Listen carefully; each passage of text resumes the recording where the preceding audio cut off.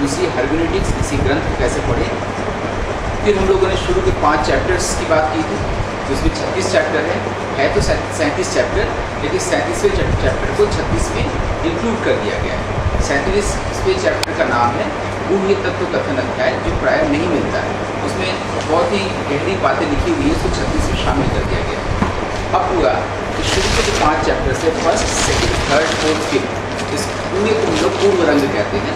Practically पूर्व रंग का मतलब है कि जैसे आप ग्रीन रूम में बैठे हुए और तैयार हो रहे हैं स्टेज पर जाने के लिए, वो ग्रीन रूम का जो पीरियड है वो 5 चैप्टर्स है कि आप ड्रामा क्या है, कैसे हम तैयार करें, ऑडियंस को कैसे तैयार करें, वो ड्रामा देखने आए हैं कैसे कॉन्सेंट्रेट करें। तो उसके लिए हमारे यहाँ व्यवस्था बनाई गई है कि सबसे पहले स्टेज पर पूजा वगैरह किया जाए, और पूजा करने के बाद उसी दौरान आप म्यूज़िकल इंस्ट्रूमेंट्स का यूज़ करिए, गाने का यूज़ करिए, जिसको हम लोग के यहाँ बहुत सारे म्यूज़िक की दुनिया में आप जाएंगे तो उसको ध्रुवा गान कहते हैं। ध्रुवा गान माने स्थिर गान, जहाँ से आप पूरे एटमॉस्फेयर को, पूरे ऑडियंस के जो लोग आए हुए हैं बाहर की सोच लेकर, उनकी सोच धीरे धीरे बाहर रह जाएगी और आपके ड्रामा में, आपके प्रोडक्शन में जो आप दिखाने जा रहे हैं उसमें वो शामिल होंगे म्यूज़िक से, म्यूज़िक इंस्ट्रूमेंट से। तो जो एक जगह होती है पूरी स्टेज के एक तरफ, जैसे हम लोग लाइट देखते हैं, साउंड सिस्टम होता है, साउंड सिस्टम नहीं हुआ करता था, उस सिस्टम को पहले फूटअप कहते थे, ऑर्केस्ट्रा, जहाँ पर म्यूज़िकल इंस्ट्रूमेंट्स होते थे, जो इंस्ट्रूमेंटलिस्ट होते थे, और उसके बाद वोकलिस्ट होते थे, तबला नाल बजाने वाले होते थे। सबसे पहले हमने इंस्ट्रूमेंट की बात क्यों की, वोकलिस्ट की बात क्यों नहीं कही? तो आज तो सबसे पहले गायन है, फिर वादन है, फिर नृत्य है। उस ज़माने में इंस्ट्रूमेंट को सबसे पहली प्रधानता दी जाती थी, इसलिए हमने सबसे पहले इंस्ट्रूमेंट कहा। और नाट्यशास्त्र में जहाँ से भी म्यूज़िक का पोर्शन शुरू होता है, क्योंकि 5 चैप्टर के बाद मुख्य नाट्यशास्त्र शुरू होता है, अभिनय की बात, लेकिन जो म्यूज़िक वाला पोर्शन है 28, 29, 30, 31, 32, 33, उसकी बात भी इंस्ट्रूमेंट शुरू की गई, जो कि माना गया है कि सबसे पहले जो इंस्ट्रूमेंट हम लोग कंसीव कर सकते हैं वो वीणा है। और वीणा को हम लोग माँ सरस्वती के हाथ में देखते हैं, और वीणा का कॉन्सेप्ट आया है इंसान से। इंसान का जो शरीर है वो वीणा की तरह है, उसको गात्र वीणा कहा गया है। गात्र माने देह, और उसका जब विक्षेप होता है तो गात्र विक्षेप है, जिसको हम लोग डांस कहते हैं। तो वीणा के कंसेप्ट से सबसे पहले म्यूज़िकल किसी भी चीज़ को दुनिया तक भेजने की बात आई थी, इसलिए सबसे पहले इंस्ट्रूमेंट की बात आती है। वो भी 4 प्रकार के बताए गए हैं। इंस्ट्रूमेंट को हिंदी में या संस्कृत में आतोर्य कहा गया है। ये सारी बातें तो आखिर 36 तक पहुँचेंगे, जो शायद इस हम लोग के व्याख्यान में शामिल नहीं होगा, जो डायलॉग और शेयरिंग चल रही है। कल हम लोगों ने 5 चैप्टर्स पढ़े थे। 5 चैप्टर्स में ये जाना था कि नाट्य क्या है, वो ये जाना था कि तीनों लोगों में जितने भी इमोशंस हैं उसका इम्प्रोवाइजेशन ड्रामा है।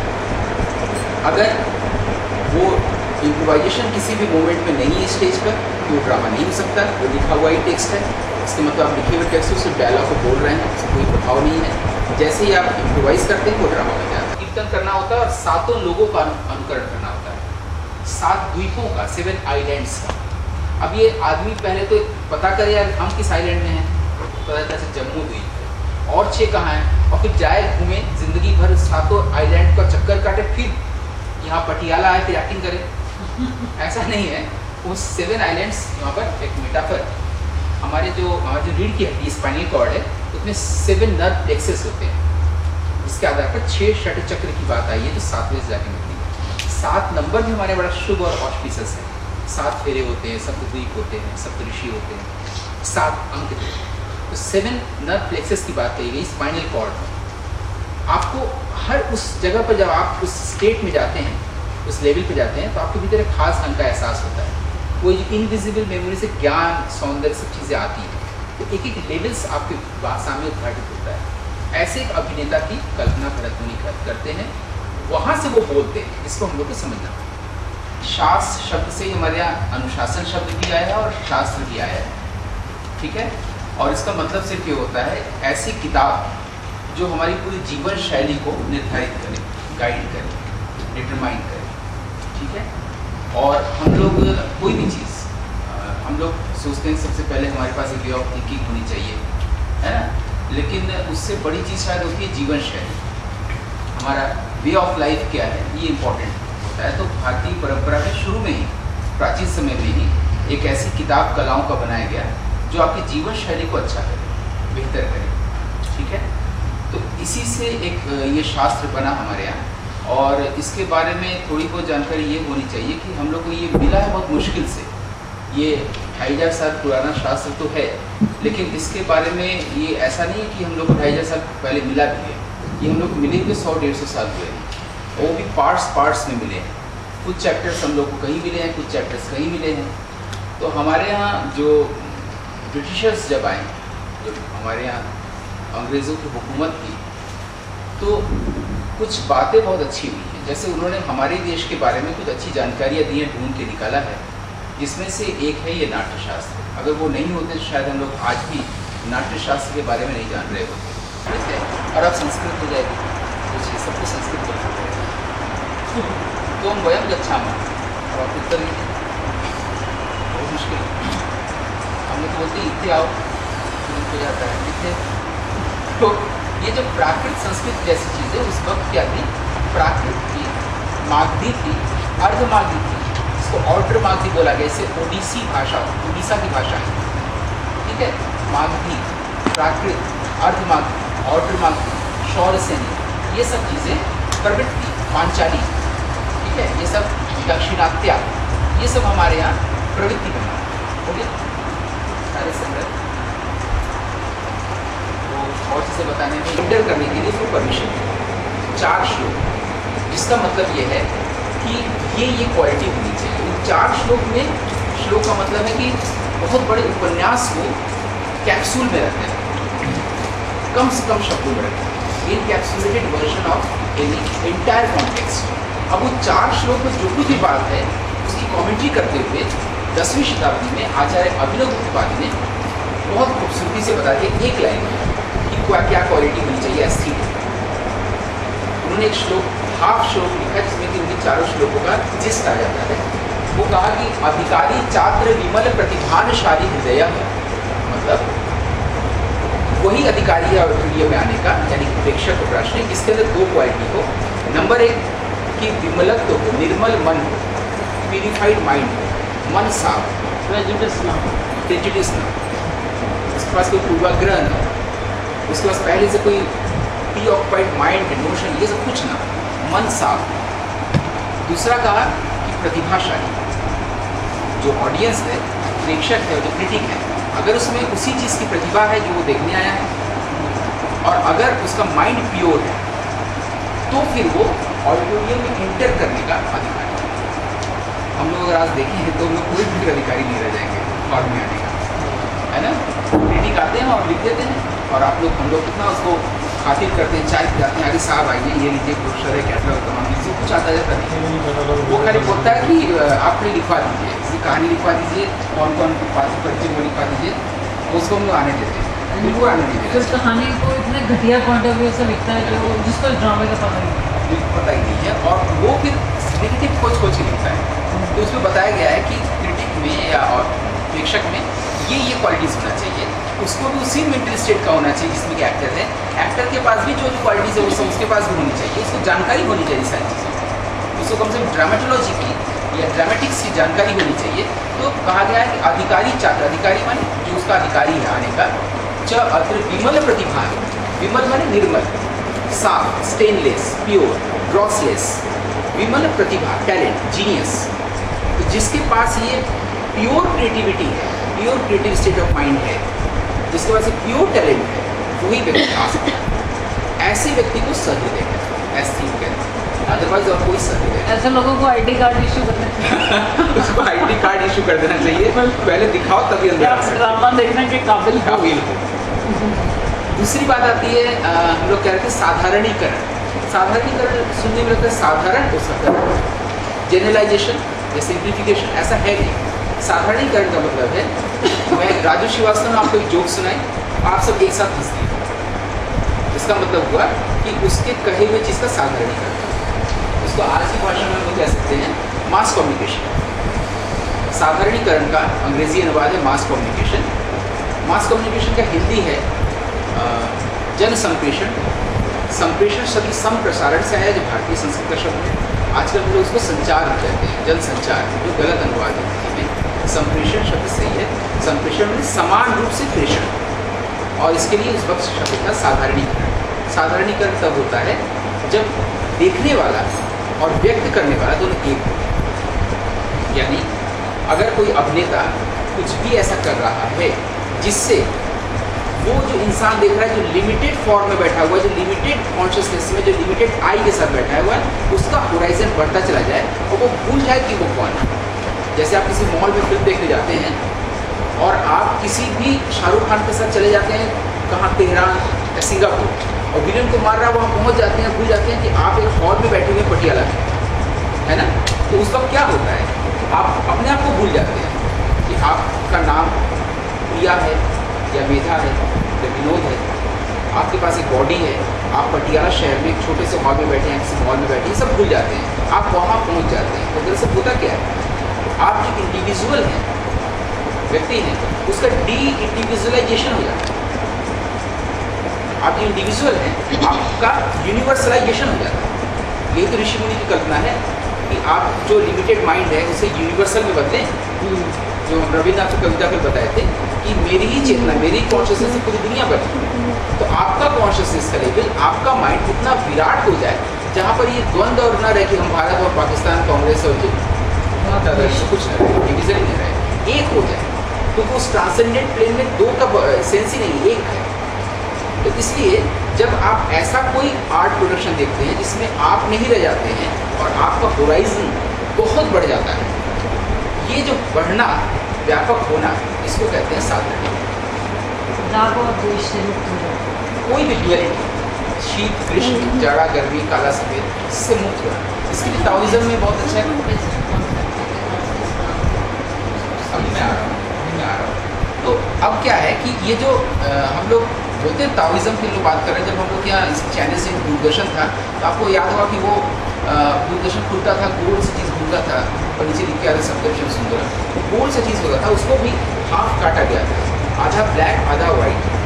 ब्लैक में एक छोटा सा वाइट बिंदी और वाइट में ब्लैक का थोड़ा सा बिंदी, क्योंकि कहा कि सफ़ेद कबूतर की आँख होता नहीं, तो उसके वजह से सफ़ेद पे काला स्पॉट, काले में वाइट स्पॉट। ये ताओइज्म से लिया था ठाकुर जयदेव सिंह जी, जो चीफ प्रोड्यूसर बनाया गया।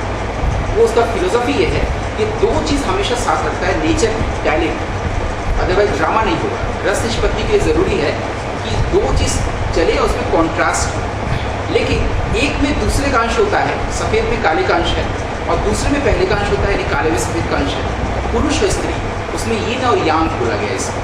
तो ये कॉन्सेप्ट आया है हमारी फिलोसफी में कि कैसे डुअलिटी से शुरू करें और उसमें किसी से मोनिस्टिक हो जाए, हम लोग उसकी एकांगिति में पहुंच जाए, एक पर पहुंच जाए।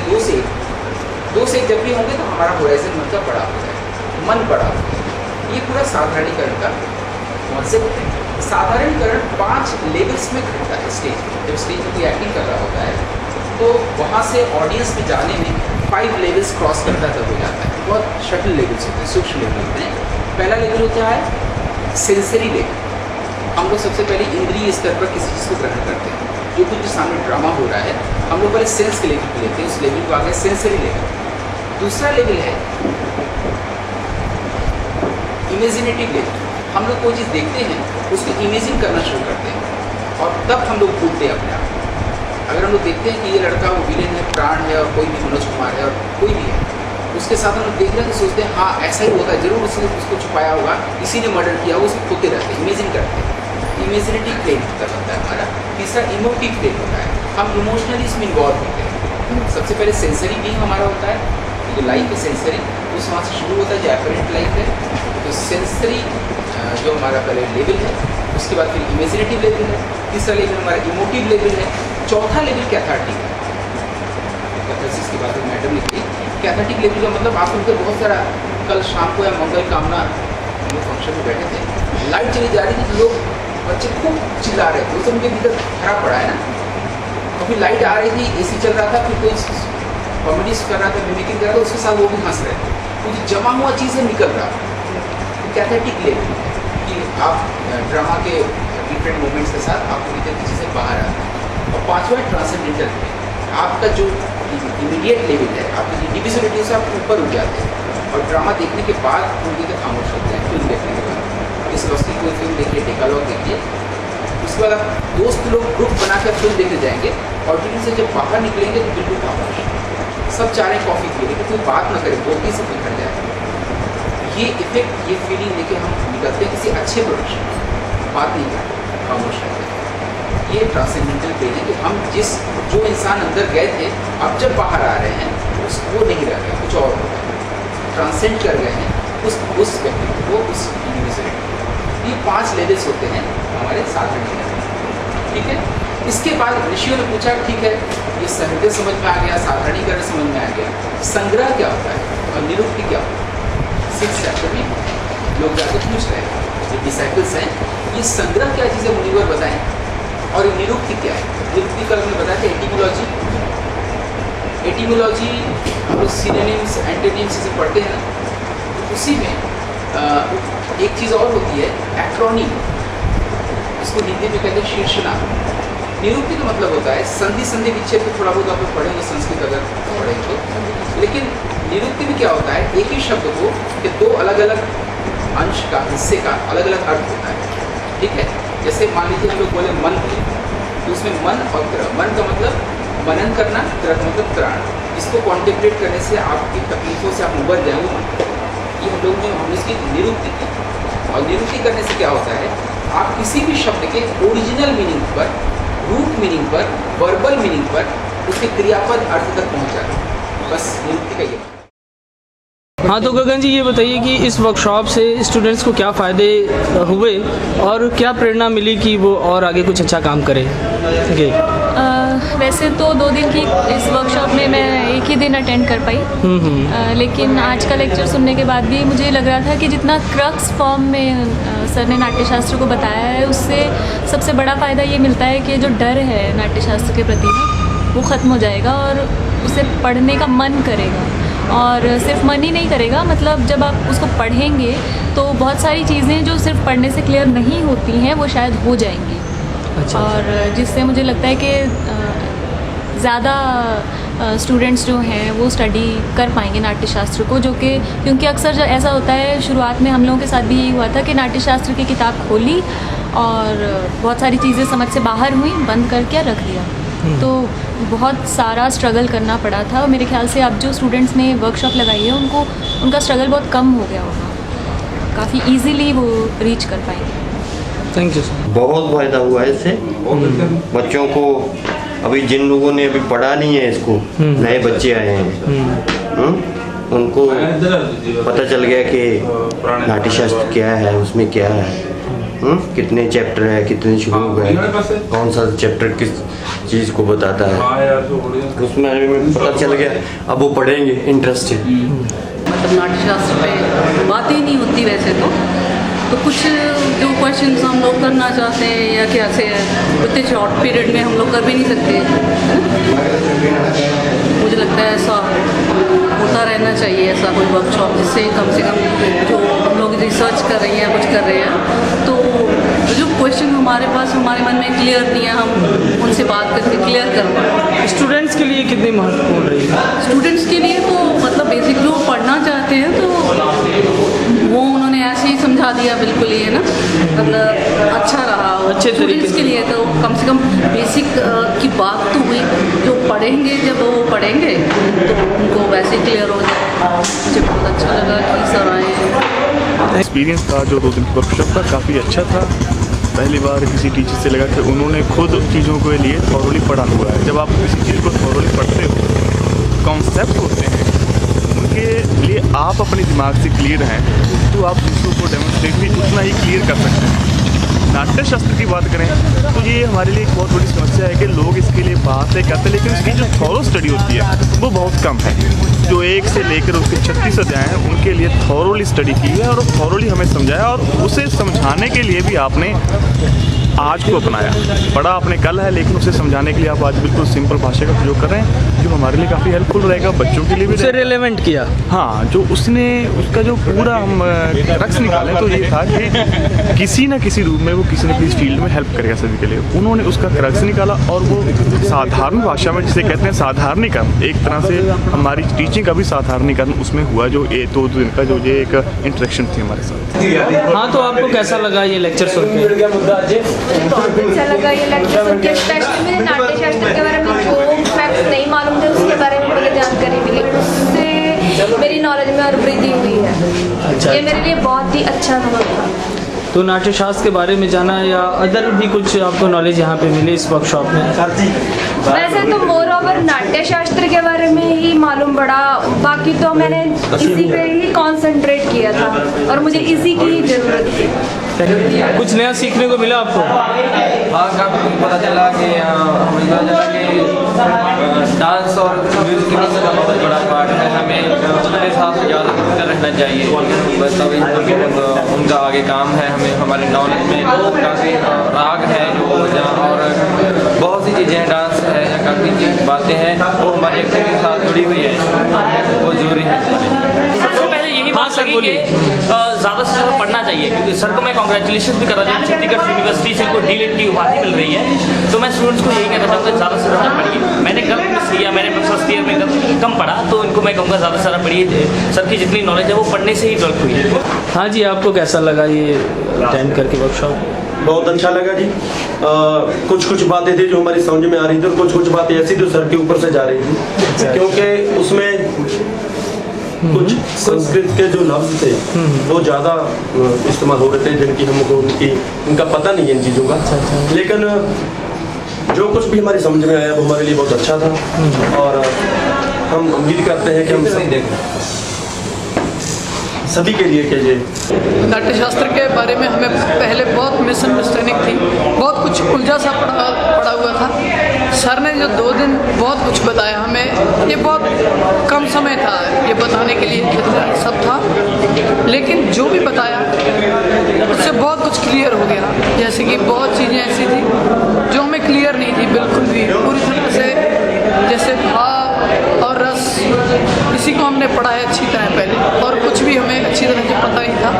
अब हमें बहुत कुछ पता चला इस नाट्यशास्त्र के बारे में, बहुत अच्छा लगा। क्योंकि आपके क्या विचार हैं कमल किशोर जी? मेरे ये विचार है कि गौतम सर ने जो हमें समझाया वो बहुत ही सरल तरीके से समझाया नाट्यशास्त्र के बारे में। इससे पहले हम इतना जानते नहीं थे और जो भी जानते थे वो गलत जानते थे। बहुत अच्छा था, सब कुछ बहुत अच्छा था। मैं शॉर्ट टर्म में कम शब्दों में ये बोलूँगा कि जो समय सर को दिया गया वो थोड़ा कम दिया गया।